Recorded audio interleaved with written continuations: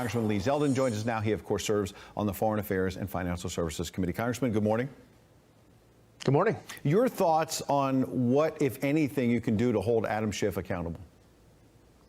Well, Adam Schiff should not be the chair of the House Intelligence Committee. His gavel should be removed. He should be censured. He should resign. There's a lot that should happen, but Nancy Pelosi isn't going to punish Adam Schiff. In fact, that's the reason why he has the gavel in the first place. He's the chair of the House Intelligence Committee, which became the House Impeachment Committee, because of the way he writes these fairy tale parodies. Because of the Russia investigation, then it became the impeachment push. It's actually one that the Democrats reward. It's one that the media rewards. So I'm not going to expect any repercussions, even though he should resign today. Congressman, what about this parade of former Obama officials who are on various networks adding to what Adam Schiff said? They said there was collusion. They knew that there was. They were worried about Michael Flynn. They were worried about all these different things. They said that in public, and then they went under oath to the Intelligence Committee. And as you know, now we see these transcripts that show they said something quite differently behind closed doors. They said, no, we never saw evidence of collusion. How did they get away with that?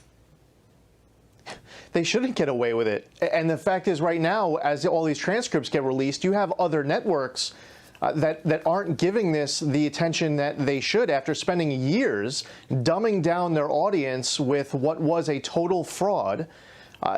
Now they should be correcting the record to let people know what's true and what's not true, but it's wholly embarrassing. They will take down their own network trying to correct 3 years of stories. So you have people like Clapper, Power, Rice. They all come to testify under oath, and they say that basically the intelligence community doesn't have any evidence that President Trump's campaign colluded with the Russians. Now, you come to Congress and you lie, that's a crime.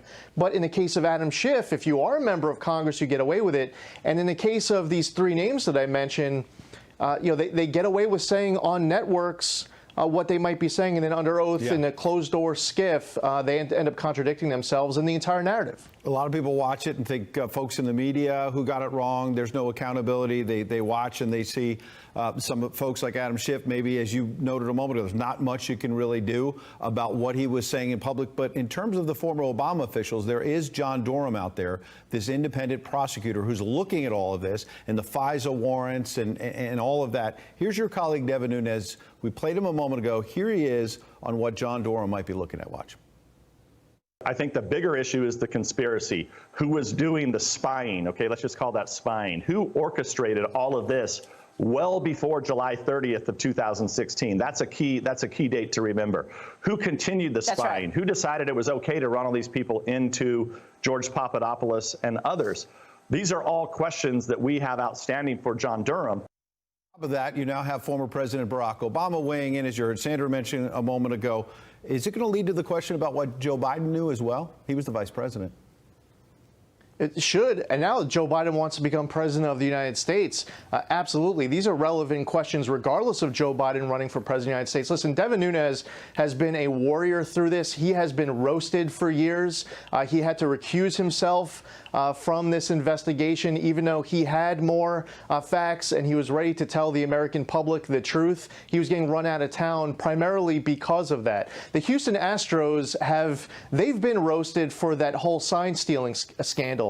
And if you want to draw analogies as to what consequences are right with other aspects of our life and the way our world works, what should happen here is that Pulitzer Prizes should be revoked. People have made millions off of this. They have a name because of this. Now, it's really important for Durham with his investigation for him to actually be delivering accountability and transparency. People don't want to just get their hopes up, to have their expectations rise, and then it be deflated with no one being held accountable for what happened. We want answers as to who knew what, but we also want to see there be accountability for this, for going for the FISA warrants, and for what happened with Michael Flynn. Yep. Listen, I remember 2 years ago, I was on Erin Burnett's show on CNN, and she was giving me a hard time, claiming that Peter Strzok had nothing to do at all with the Russia investigation, the Michael Flynn investigation. I mean, she's trying to lecture me on it.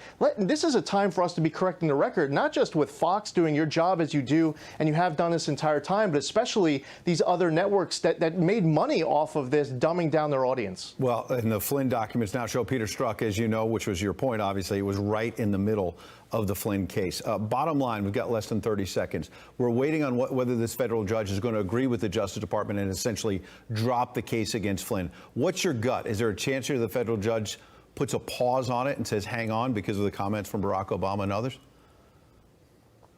This judge should be dropping the case. That's justice. That's liberty. That's freedom. On the side of the Department of Justice, it says when law ends, tyranny begins. The right thing, and the judge knows what the right thing to do, it's to allow General Michael Flynn to go on with his life. He was my first brigade commander on active duty. I was proud to serve with him then. I'll be proud to serve with him again. This case should be dropped.